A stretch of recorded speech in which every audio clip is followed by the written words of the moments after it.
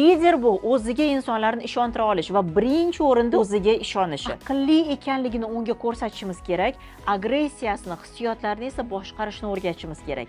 2000-yildan keyin tug'ilgan bolalar shunaqa darajada texnologik boom davrida tug'ilgan. Mas'uliyat, aybdor kim ekanligi emas. Men mana shu narsani to'g'rilash uchun mas'uliyatni o'z bo'ynimga olaman.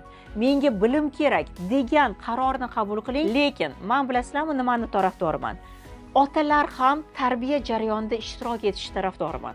Va agar hozir nimadir sababli, qandaydir har xil sabablar bo'lishi mumkin, turmush o'rtog'ingiz farzandingiz tarbiyasida siz xohlaganchalik ishtirok etmayapti.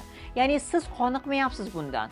Mehr bermayaptimi, tarbiya bermayaptimi, umuman ishtirok etmasdan telefon qo'llab o'tiribdimi?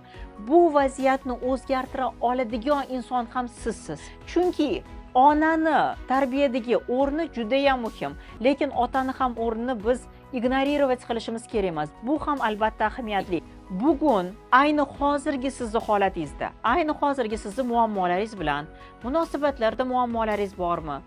Turmush o'rtog'ingiz qadrliydimi, yo'qmi sizni? Qaynonangiz qabul qilmayaptimi? O'g'sinlaringiz bilan problemangiz bormi? Ish topa olmayapsizmi? Pul topa olmayapsizmi?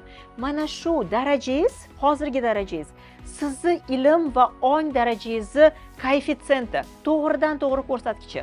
Bilasiz, ya'ni siz chidashingiz mumkin bu og'riqqa. Siz chidashingiz, lekin farzandim bu og'riqda yashamasin deydi.